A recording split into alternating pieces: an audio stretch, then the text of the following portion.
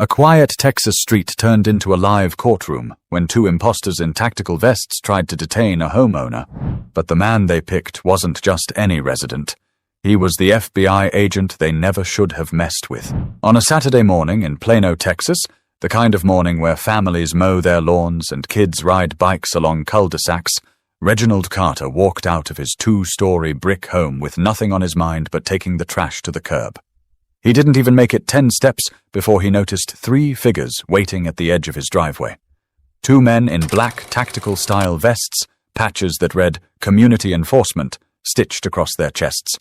And standing between them was Linda Whitfield, the president of the Homeowners Association. She wasn't smiling. Neither were they.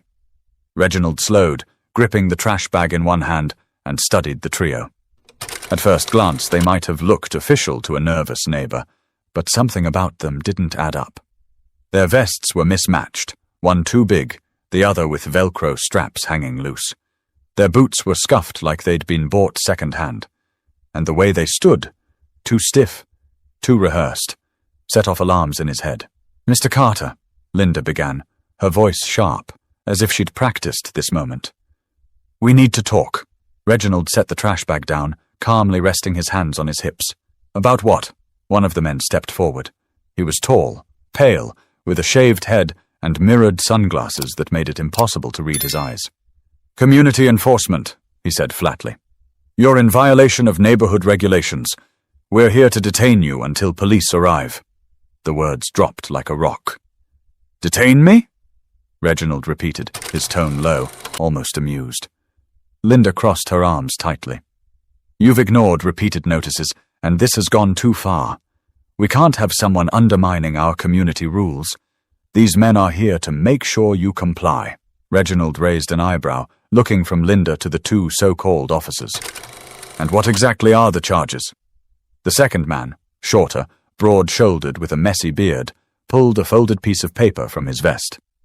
"Property violations, non-compliance with HOA orders, unauthorized modifications to your driveway, loud gatherings, the list goes on." Reginald almost laughed. "So you think that gives you the right to walk onto my property and, what did you call it, detain me?" The taller man's jaw tightened. "That's right. You can come peacefully, or we'll make it harder on you." For a moment the air was still. The neighborhood seemed to pause, like the world itself was listening. From a few houses down, Reginald caught a curtain shift. Someone was watching. Then another. He knew the pattern. Eyes behind blinds, phones in hand. Reginald took a slow step forward, his voice calm but edged with steel. "Let me explain something to you. There is no such thing as community enforcement. You're not law enforcement. You don't have any authority here, and you're trespassing." Linda's cheeks flushed. "Don't talk to me about authority, Reginald. You think you're above the rules because of who you are. We've had complaints, real complaints, and I'm not going to sit by and let this neighborhood fall apart." The bearded man shifted uncomfortably, but the taller one stayed rigid, his hand hovering just above his belt as if he wanted Reginald to believe he was armed. Reginald tilted his head, his gaze sharp. He'd seen men like this before, wannabes who thought a vest and a stern face made them untouchable. But he also knew what they didn't, that he wasn't just a homeowner. He was a trained federal agent who had spent years dismantling criminal networks and interrogating men who were a lot more dangerous than these 2 imposters. But instead of revealing anything, he simply smiled. "You've picked the wrong driveway today." Linda stepped closer, her voice rising. "Don't test me, Reginald. These men can hold you until police arrive, and when they do, you'll be the one answering questions." That was when Reginald finally dropped the trash bag to the ground. The bag split slightly, a soda can clattering across the concrete, the metallic sound echoing down the block. It wasn't the sound of surrender. It was the sound of a man planting his feet, preparing for a confrontation that wasn't going to end the way Linda thought. Neighbors pressed closer to their windows. A teenage boy across the street raised his phone, hitting record. The moment was bigger than a homeowner and an HOA president. It was about to become a neighborhood spectacle. But as tense as things already looked, the real test of control was still ahead. The silence between them didn't last long. The taller man took a bold step forward, boots scraping against the concrete as if he wanted to stake his claim on Reginald's driveway. His mirrored shades reflected back the calm expression on Reginald's face, but inside, the impostor was itching to prove himself. "Sir, don't make this difficult," the man said, his voice rigid. "You're being non-compliant. That means we have the right to escalate." Reginald's lips curved into something close to a smirk. "Escalate? You're standing on my property with no badge, no legal authority, and no clue how deep in trouble you already are. You've got 30 seconds to back off before you regret this stunt." Linda snapped her head toward him, her voice dripping with irritation. "You think threats are going to make this better? You've ignored letters, warnings, and fines. The HOA exists to keep this neighborhood safe and respectable. People like you—" She caught herself mid-sentence, her mouth tightening, as if she'd almost said too much. Reginald caught it instantly, his eyes narrowing. "People like me, huh? Careful how you finish that thought, Linda," the bearded man interjected, trying to reassert control. "Look, this doesn't need to get ugly. Just come with us. We'll wait for the officers, clear this up, and maybe they'll go easy on you." "Officers?" Reginald asked flatly. "You mean the actual police? Or the fake badges you two probably ordered online?" The taller man stiffened, but his partner glanced at Linda with unease. She pushed forward, determined to keep the illusion intact. "These men are authorized by the HOA board to ensure compliance. We don't have to answer to you." Reginald chuckled softly, shaking his head. "Linda, listen to yourself. You brought 2 grown men in bargain bin tactical gear to my driveway. You really think that's how the law works?" By now the audience around them was growing. Curtains moved in nearly every house on the street, and more phones appeared in windows. Someone had even stepped onto their porch, filming openly. Reginald's voice dropped low, meant for the imposters but audible enough for the neighbors watching. "You want to know what real authority looks like? It's not 2 men playing soldier. It's training. It's law. It's accountability. And I promise you the real cops will be very interested in this little performance." The bearded man's throat bobbed, his confidence slipping, but the tall one doubled down, taking another step closer until he was inches from Reginald. "I'm not playing. You're in violation, and if you resist, we'll restrain you. Don't test me." Reginald didn't flinch. Instead, he leaned in slightly, his voice calm but cutting. "Son, I've dealt with cartel enforcers who were less reckless than you. Do yourself a favor and move back before this turns into something you can't walk away from." For the first time, doubt flickered across the man's face. His bravado was cracking under the weight of Reginald's composure. Linda, refusing to lose ground, barked out, "Why should the rest of us live by the rules while you do whatever you want? We have a system, Reginald. We have order.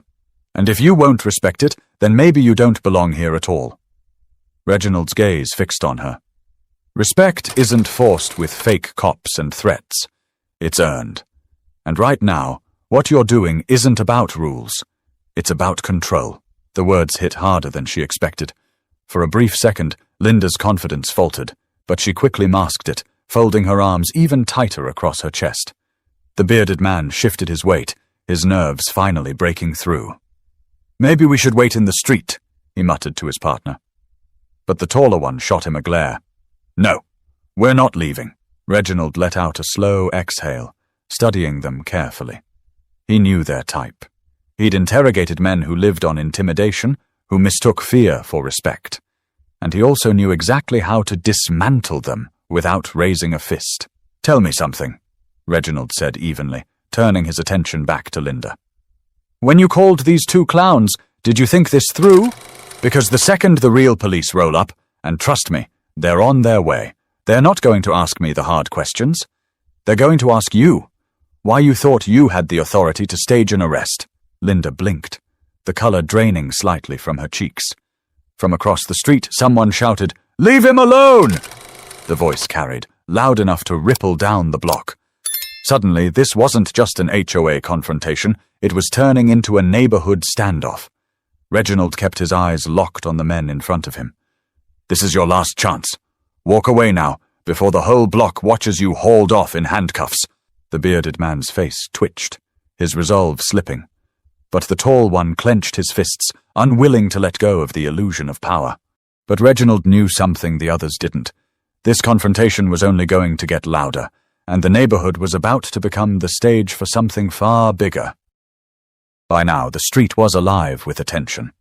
What started as a tense exchange in Reginald's driveway had turned into a live spectacle.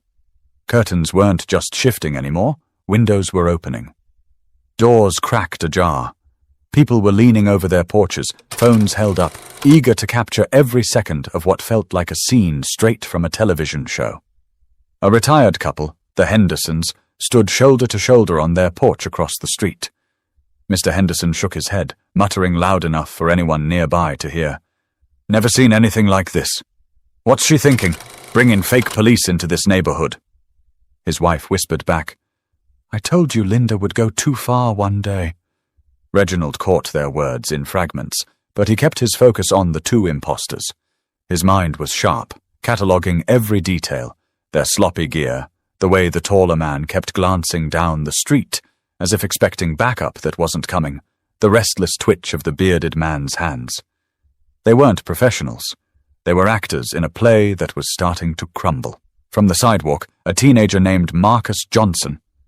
Reginald had seen him shooting hoops before, raised his phone higher and called out, "Yo, Mr. Carter, I got you on live. Thousands are watching." The taller imposter snapped his head toward him. "Put that down," he barked, taking a threatening step in the boy's direction. That was the wrong move. Reginald shifted instantly, cutting his body between the man and the teen. His voice sharpened, cold and steady. "You even think about touching that kid, and this ends right here." The imposter froze, realizing for the first time that Reginald wasn't intimidated, not even close. Linda, flustered, tried to regain her footing. "This is a neighborhood matter. None of you should be interfering." Her words carried, but they only fueled the crowd. A woman with a baby on her hip yelled from a porch, "Neighborhood matter? Looks like harassment to me." More voices chimed in. "This is wrong. Where'd you even find these guys? You can't arrest your neighbor for cutting his grass too short." The longer Linda and her enforcers stood there, the less control they seemed to have. What was meant to scare Reginald had turned into a scene where they were the ones on trial, judged by the eyes of every neighbor around. Reginald let the silence hang for a moment before he spoke again. "Linda, do you hear them? This isn't order. This is chaos. And you created it." Her jaw clenched, but her voice trembled slightly. "You're twisting this, Reginald. You've always been a problem. Always bending the rules, ignoring the standards we worked so hard to build." He tilted his head, studying her. "No, Linda. The real problem is that you confuse control with leadership. They're not the same." That line carried through the block like a verdict. Neighbors shifted, whispering, nodding to one another. Phones kept recording, lenses catching every flicker of tension.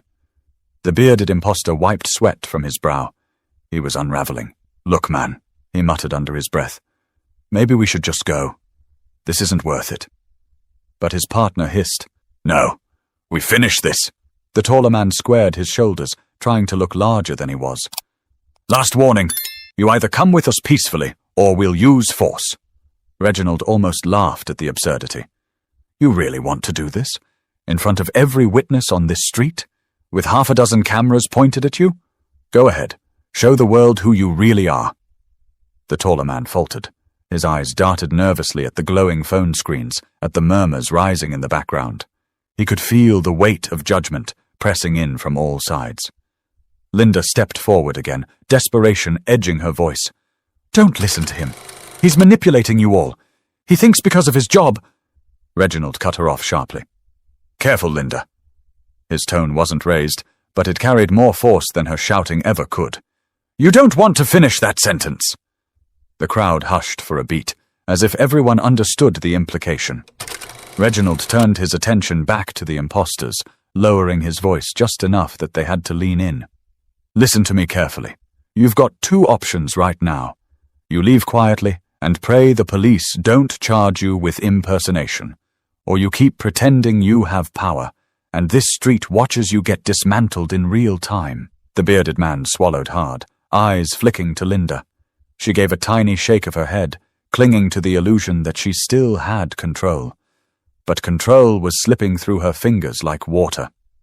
Across the street, Marcus shouted, "They're done, Mr. Carter! We all see it!"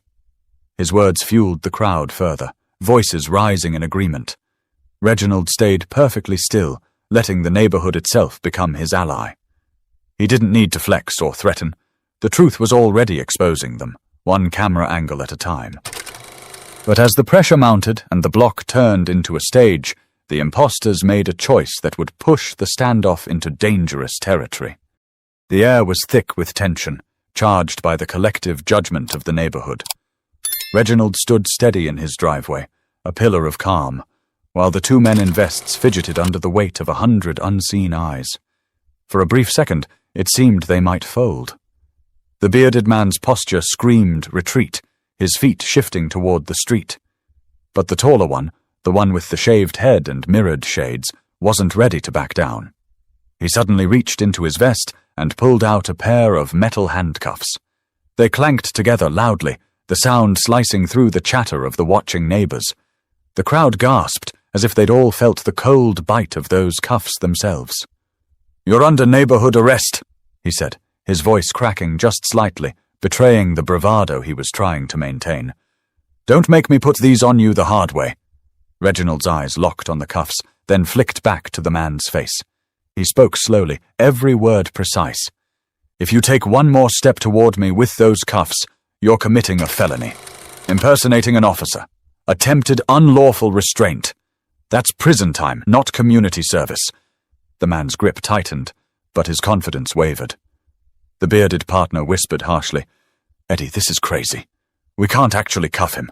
We'll get locked up ourselves." "Shut up!" Eddie snapped, his voice carrying across the driveway. Linda tried to salvage the moment. She raised her chin and projected her voice for the neighbors. "Don't let him scare you.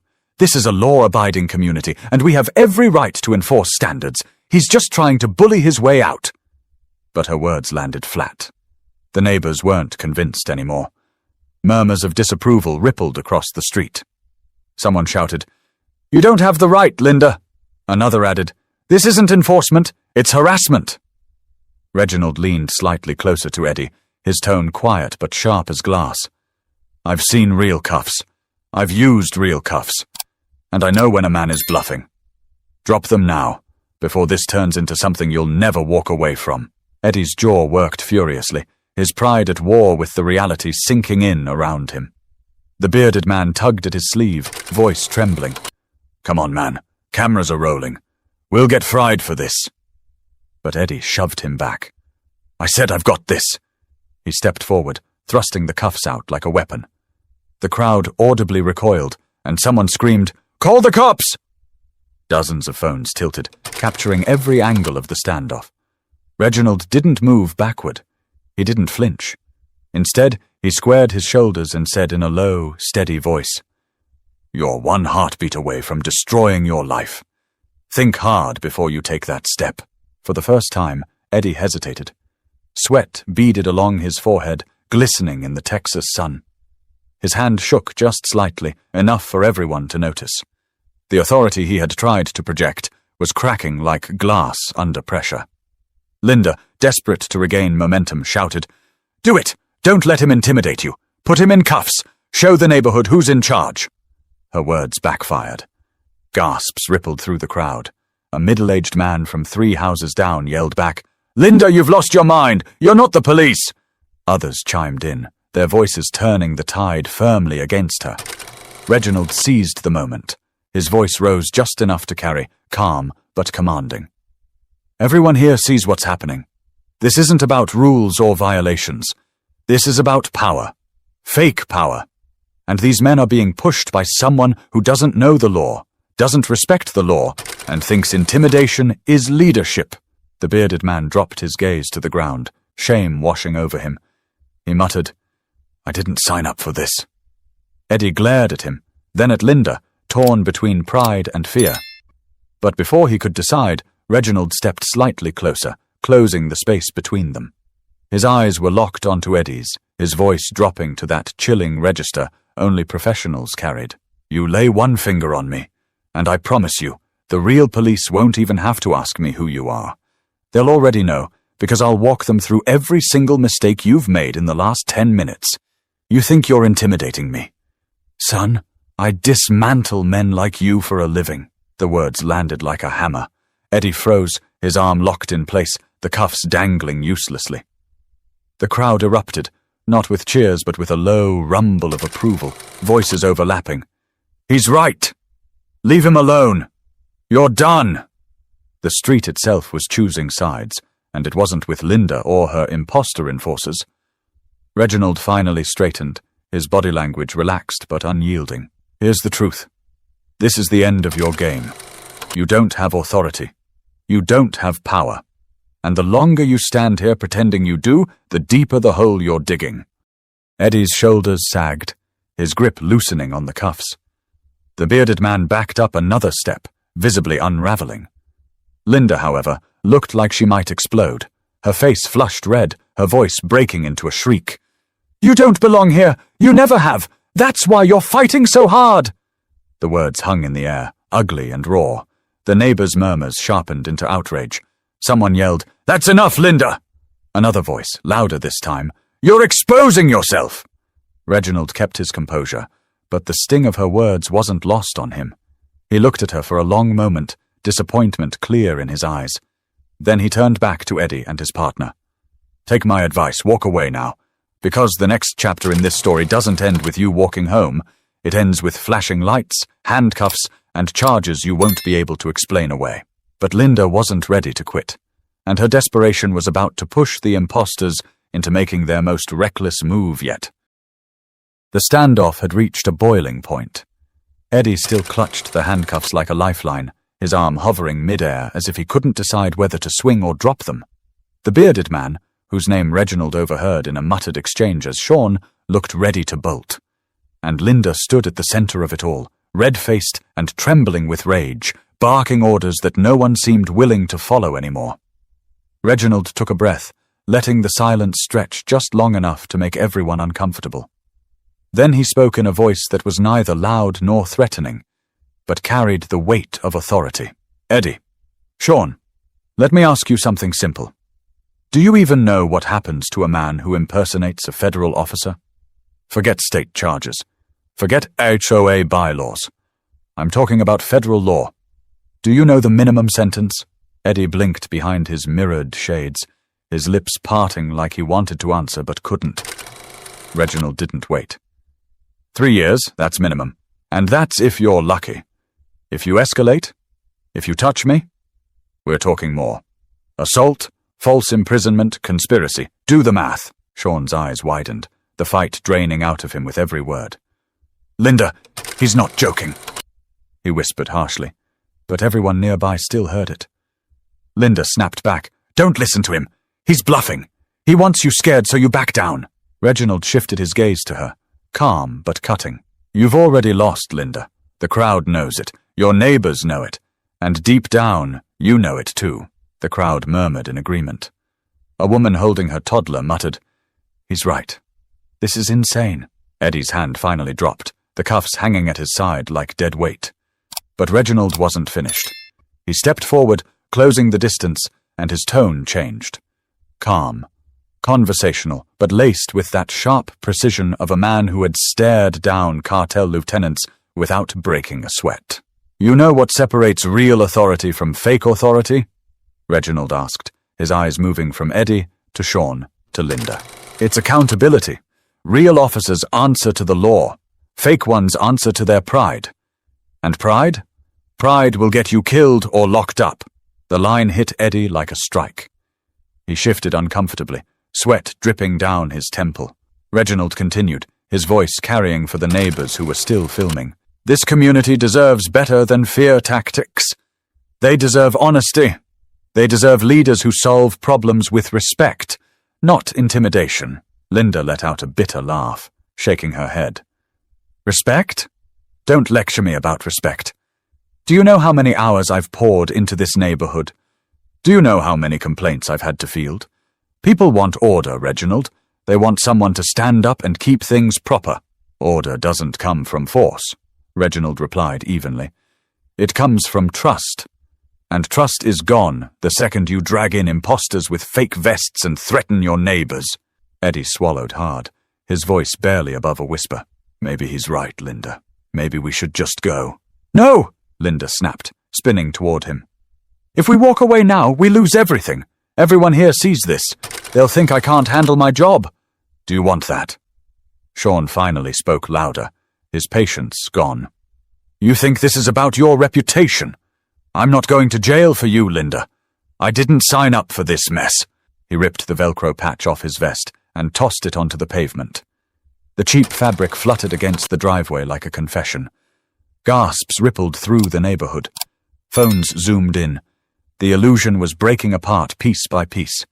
Reginald's gaze returned to Eddie. That's one down. What about you?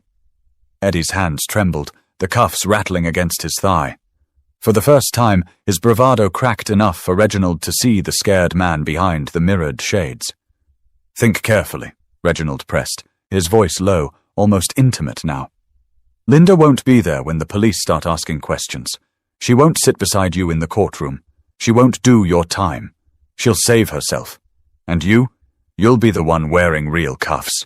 The crowd was silent, hanging on every word. Eddie finally let the handcuffs slip from his hand. They clattered against the pavement, the sound ringing louder than Linda's protests. No! Linda shouted, stomping her foot like a child denied candy. Pick them up! Don't let him win! But Eddie didn't move. He backed away a single step, his chest heaving with the weight of regret. Reginald took that moment to drive the final nail in. He straightened, looking directly at Linda.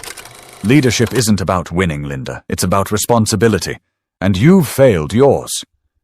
The neighbors erupted, not with applause, but with a rising tide of voices. He's right. She's gone too far. We don't want this in our neighborhood anymore. Linda looked around, her face pale now, realizing the power she thought she had was slipping through her fingers faster than she could grasp. Reginald bent down, picked up the cuffs Eddie had dropped, and held them up for the crowd to see. This is what happens when you confuse control with justice. When you mistake fear for respect. But this isn't justice, it's fraud. The cuffs gleamed in the sun as if to punctuate his words. But before the neighborhood could fully absorb what had just happened, Eddie made a reckless choice that threatened to turn words into violence. The tension should have broken when the cuffs hit the ground, but Eddie wasn't finished. His pride wouldn't let him walk away. With sweat dripping down his temple and his chest rising sharply, he lunged forward, shoving past Sean and closing the gap between himself and Reginald. The crowd gasped in unison. Phones tilted, capturing every angle. Someone shouted, "Don't touch him!"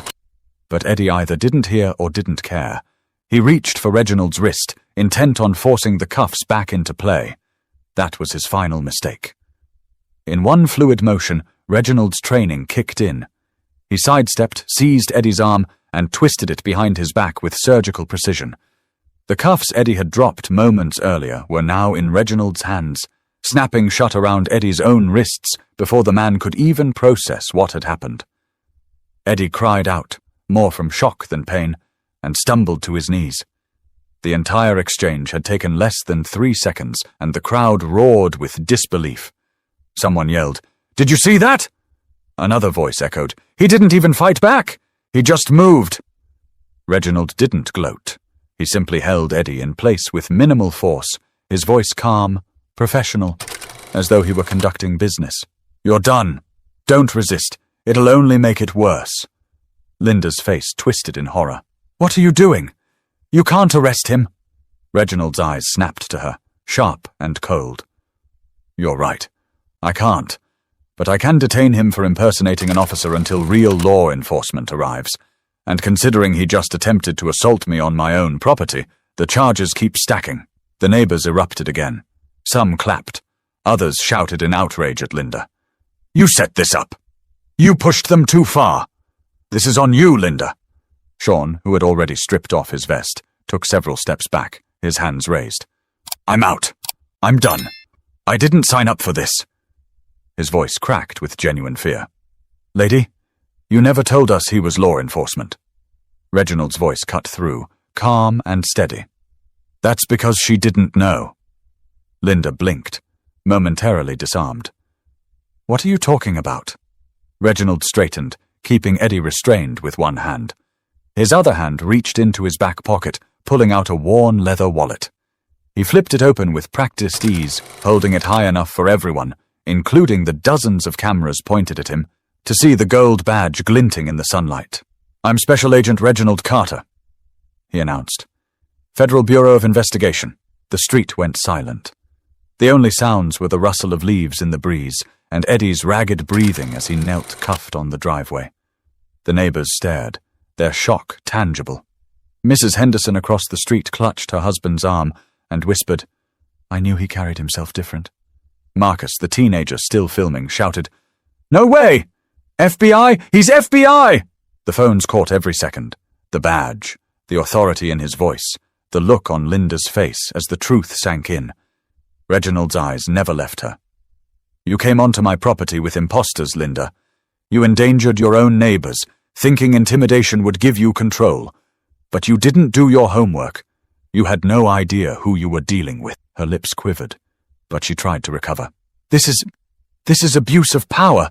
You can't just—" He cut her off, his voice like steel. "Abuse of power? That's rich, coming from the woman who staged a fake arrest over an HOA dispute. What I'm doing is lawful. What you did is criminal." The neighbors murmured again, this time with an edge of disgust. Every word Linda tried to speak only buried her deeper in shame. Reginald adjusted his grip on Eddie and addressed the crowd. "Let's be clear. This isn't about lawn height or driveways. It's about people pretending to have authority they don't. People who think fear is leadership. That ends today." Eddie groaned, his pride shattered, while Sean stood frozen on the edge of the driveway, looking like he wanted to melt into the ground. Linda finally shouted, desperation boiling over, "You're making a spectacle of this! You're humiliating me!" Reginald's expression softened, though his tone didn't. "No, Linda, you did that yourself. You let pride blind you.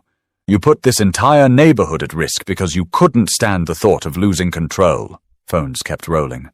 The evidence was undeniable. Eddie was breathing heavily now, sweat soaking through his shirt, while Sean looked like he might run at any moment. Reginald's badge glinted again in the sunlight, a reminder that the game had shifted completely. "Here's the part you need to understand," he said, his voice low but carrying. "Real power doesn't come from fear. It comes from service. From protecting people, not intimidating them. And when you fake authority, when you cross that line, there's always a reckoning." Linda shook her head violently, her denial collapsing into a desperate plea. "This isn't how it's supposed to go. You weren't supposed to fight back." Reginald met her eyes one final time, and his words landed like a hammer. "That's because you never expected to meet someone who knows what real authority looks like." The neighborhood was silent again, stunned by the revelation. Cameras zoomed tighter. What had started as a petty HOA stunt was now national news material. But the situation wasn't over yet, because real police sirens were already echoing down the block, and the truth was about to become official. The sound of sirens rolled down the block, sharp and undeniable, breaking through the hot Texas air like a warning bell. Red and blue lights flickered in the distance, growing brighter with each second. The neighbors stirred, shifting from their porches and sidewalks, their phones tilting to capture the moment that would decide how this standoff ended. Eddie knelt on the driveway, hands cuffed behind him, his bravado completely gone. Sean had retreated to the curb, head in his hands, muttering curses to himself. And Linda, her face pale, her voice shaky, was trying to hold on to whatever control she thought she still had. You can't do this," she stammered. "The police will side with me. They know me. I'm the president of this HOA." Reginald adjusted his stance, keeping Eddie restrained with ease. His voice was steady, matter-of-fact. "Linda, the only thing they'll know is that you called in imposters to intimidate a homeowner, and they'll know because your whole neighborhood watched you do it." He tilted his chin toward the crowd. "Every single phone out here is evidence." Linda glanced around wildly. It was true. Neighbors on all sides had their cameras up. Some whispered into phones, likely live streaming. Others simply recorded, capturing every word, every flicker of panic on her face. The Hendersons, still on their porch, shook their heads in disbelief. "She's finished," Mr. Henderson muttered. His wife nodded. "It's all on tape." Reginald leaned slightly toward Eddie, who was trembling. "Stay still. When the officers arrive, I'll turn you over. Don't make this harder on yourself." Eddie didn't argue. His fight was gone, replaced by the dread of what was waiting for him once the flashing lights reached the driveway. The crowd buzzed louder as the patrol cars finally pulled up. 2 of them, tires crunching against the asphalt as they parked diagonally across the street. Doors opened, and uniformed officers stepped out, hands near their belts, eyes scanning the scene with suspicion. "Hands where we can see them!" one officer barked. Reginald immediately raised his free hand, still holding Eddie securely with the other. His voice was calm and clear. "Officers, I'm Special Agent Reginald Carter, FBI. Badge is in my pocket, identification ready. The man in my custody attempted to impersonate law enforcement and assaulted me on my property." The officers hesitated, their eyes darting from the badge glinting in Reginald's wallet to the neighborhood full of witnesses. One officer, a broad man with dark hair, stepped closer, his hand out. "Let me see your credentials, sir." Reginald nodded, slowly reaching into his pocket and producing his ID. The officer studied it carefully, then looked back at Reginald. Something in his face shifted. Respect, mixed with relief. "All right," the officer said firmly. "You're good. We'll take him from here." The crowd broke into murmurs again, relief mixing with excitement. Phones zoomed in as the officers lifted Eddie to his feet, cuffed behind his back, and walked him toward the squad car. Linda's voice cracked, desperation pouring out. "Wait. No. He's not the criminal here, Reginald is. He's twisting everything. You have to believe me." Another officer, a younger woman with sharp eyes, stepped toward Linda. "Ma'am, we've got multiple witnesses, and from what I see, this looks very bad for you. Did you authorize these men to act as law enforcement?" Linda's mouth opened, but no words came. The crowd murmured louder, neighbors calling out, "She brought them here. We saw it. She told them to arrest him." The officer's expression hardened. "Ma'am, you're going to need to step aside. If you continue to interfere, we'll have to treat this as obstruction." Linda's shoulders slumped, her fight draining. Her authority, once absolute in the eyes of her HOA board, meant nothing under the flashing red and blue lights. Reginald kept his composure, standing tall as Eddie was loaded into the back of a squad car. Sean stood off to the side, hands raised nervously, muttering, "I didn't touch anybody. I swear. I'm done. I just want to go home." One officer approached him. "We'll need your statement. Don't move."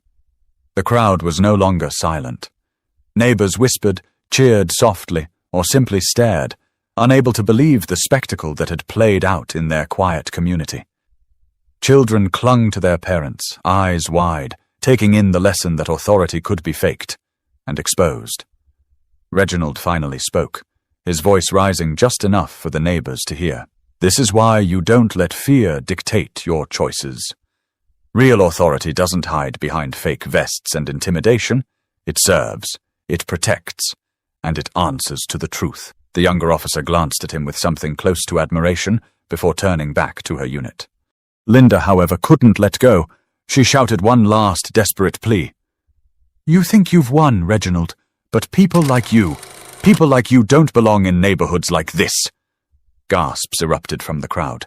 Some voices shouted back immediately. "That's enough! We all heard you, Linda. You've lost every ounce of respect." Reginald didn't react with anger. He simply looked at her with quiet disappointment. "You just told everyone exactly who you are, and that'll stay with you longer than anything I could ever say." Phones captured her collapse, her neighbors turning away from her, shaking their heads, muttering under their breath. Linda, the once proud president of the HOA, now stood exposed, isolated, her authority shattered. But as Eddie sat in the back of the squad car and Sean prepared to give his statement, the fallout of Linda's actions was only beginning, and the neighborhood was about to reckon with the damage she had caused. By the time both patrol cars were parked and Eddie was sitting cuffed in the back of one, the neighborhood had transformed into something close to a courtroom. Neighbors clustered at the ends of their driveways, whispering, pointing, filming, their voices a mix of disbelief and satisfaction. The hum of squad radios crackled through the air, blending with the steady wail of a siren still winding down. Officer Ramirez, the broad-shouldered man who had taken Reginald's ID earlier, stood at the center of the scene, speaking in a low voice with his partner, Officer Green. Every so often, their eyes flicked toward Linda, who was pacing like a caged animal, muttering under her breath and shaking her head. Reginald stood calm and upright near his front steps, hands clasped loosely behind his back. He hadn't moved since Eddie had been loaded into the squad car, and he didn't need to. His stillness radiated more authority than Linda's frantic pacing ever could. Finally, Officer Ramirez walked over to him. "Agent Carter, appreciate your cooperation. We've confirmed your credentials with dispatch. From the looks of it, you handled this situation by the book." Reginald gave a slight nod. "My goal was to keep it from escalating further. He came at me with cuffs. I had no choice but to detain him until you arrived." Ramirez sighed. "Well, the good news is we've got everything on tape. Between your neighbor's recording and our body cams, it's a pretty airtight case. Impersonation, unlawful restraint, trespassing, conspiracy. We'll let the DA sort the charges." Reginald glanced at Linda, who froze under his gaze. "Don't forget instigation," he said evenly. Ramirez followed his look. "Yeah, we're not ignoring her role." He raised his voice toward the younger officer, Green. "Bring her over here," the crowd murmured again, buzzing with anticipation. Officer Green approached Linda. "Ma'am, we need to speak with you." Linda lifted her chin, trying to mask her fear with indignation. "This is a misunderstanding. I was only trying to maintain community standards. That's my job. I didn't commit a crime." Green's tone stayed neutral but firm. "Ma'am, your job doesn't involve authorizing private citizens to impersonate law enforcement. We'll need you to come with us and provide a statement downtown." Gasps rippled across the neighborhood. Someone whispered, "They're taking her in." Another muttered, "About time." Linda's composure cracked. "You can't arrest me. I'm the HOA president." Reginald's voice cut through her outburst, calm but devastating. "That title doesn't place you above the law. If anything, it means you should have known better."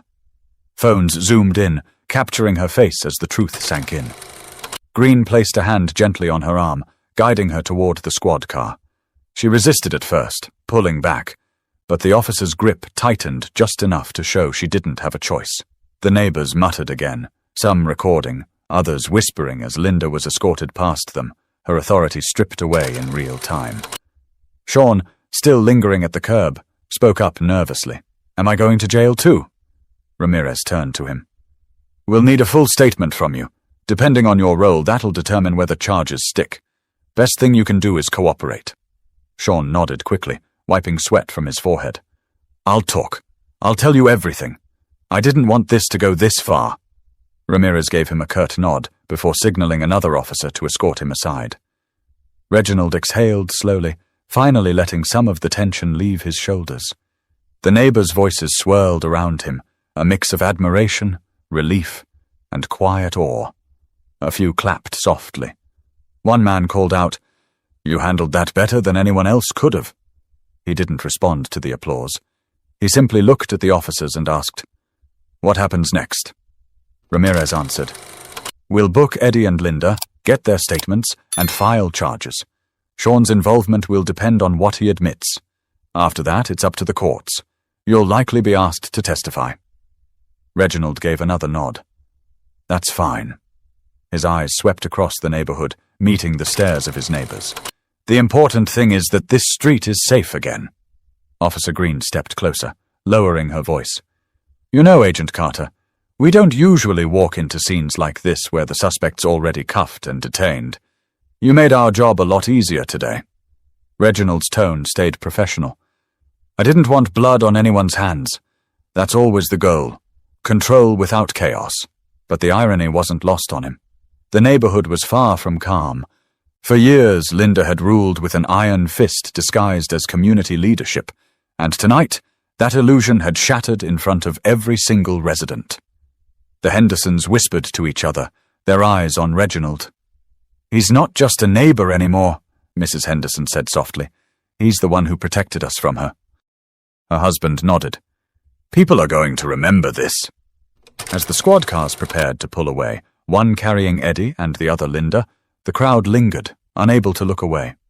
The flashing lights painted the brick homes in red and blue, a reminder that their neighborhood had changed forever in a single afternoon. Reginald stood tall, silent, his gaze fixed on the departing cars. He hadn't asked for any of this, but he knew the fallout was only beginning. But what no one on that street realized yet was that the aftermath, the fallout in the days that followed, would change their community far more than this one confrontation ever could.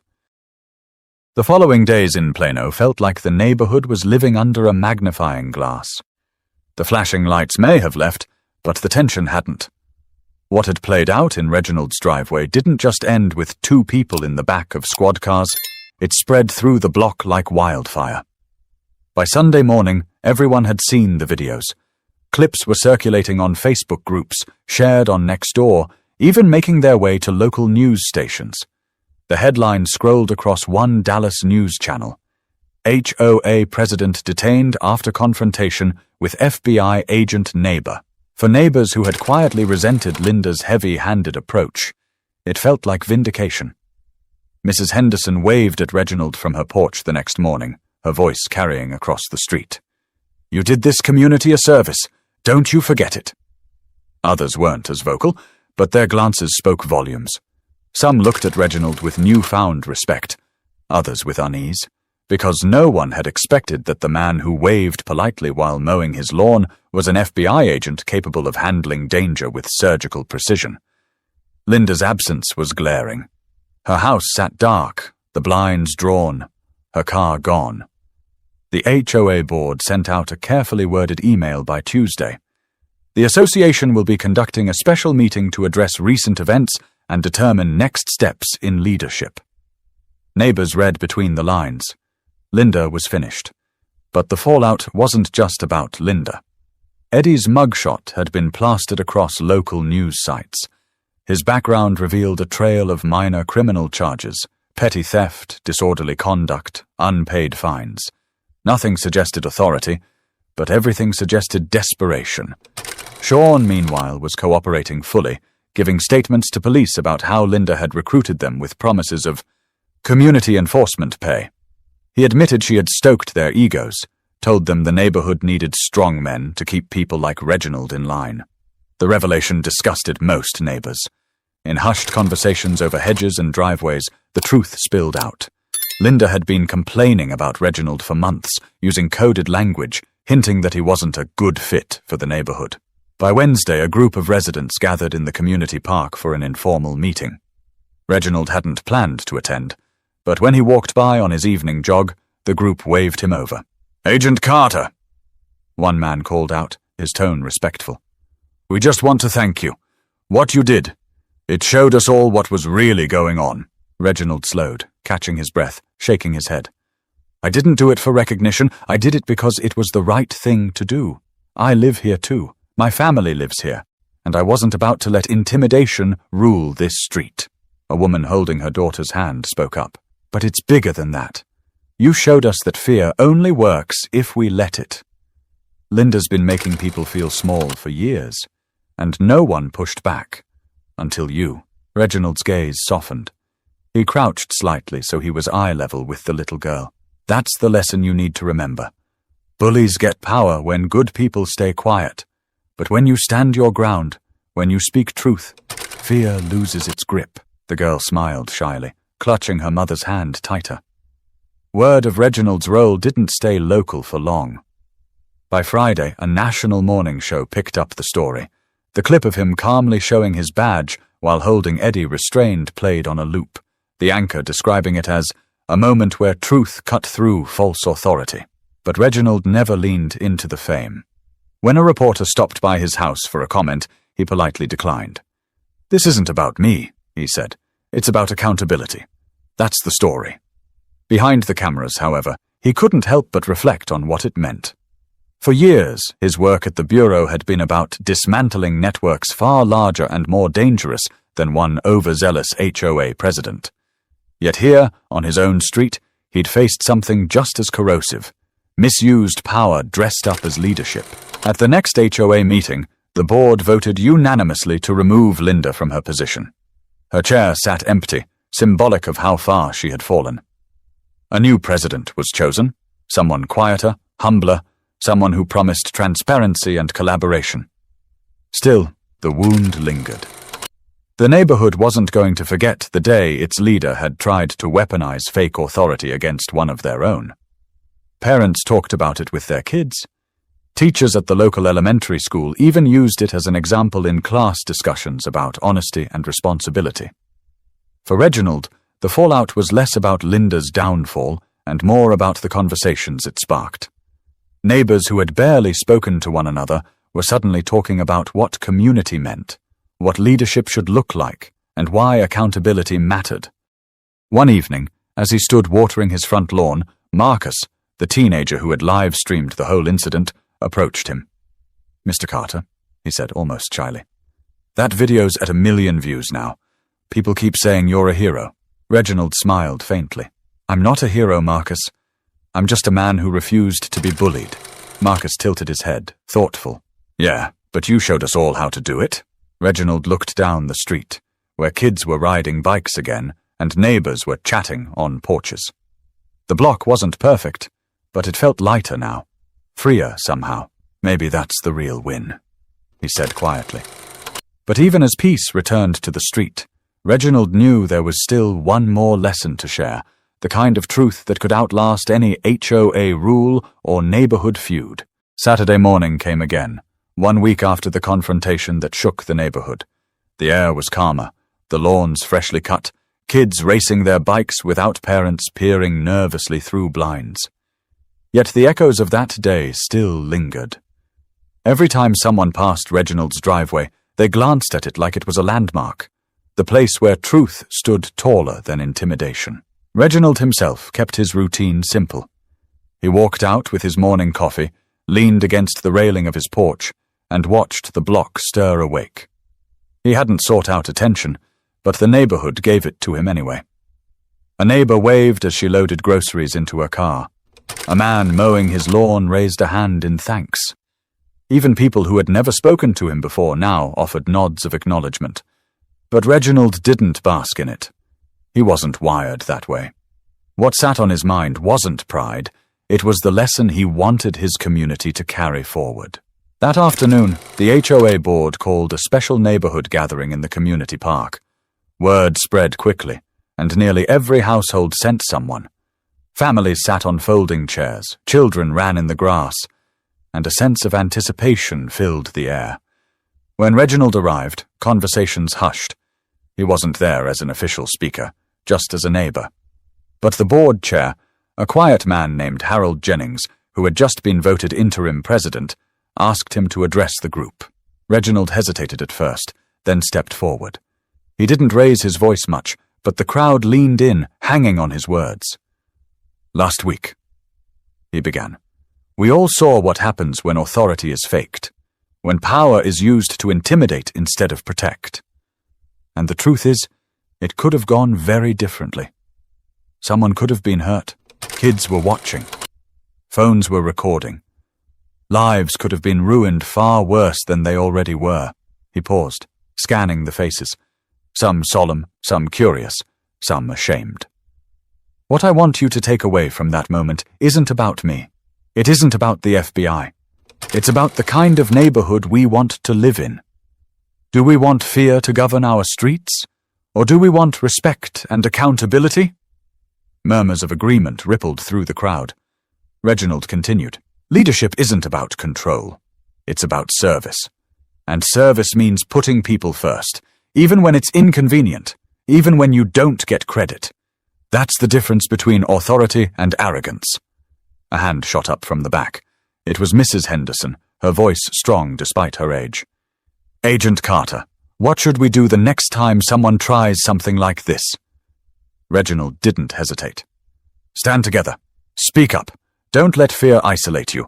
The reason those imposters had any chance at all was because they thought the neighborhood would stay silent. Silence is what bullies feed on.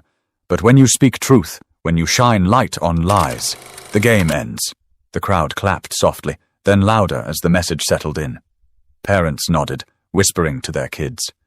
The teenagers, including Marcus, filmed from the back, capturing every word for a new live stream.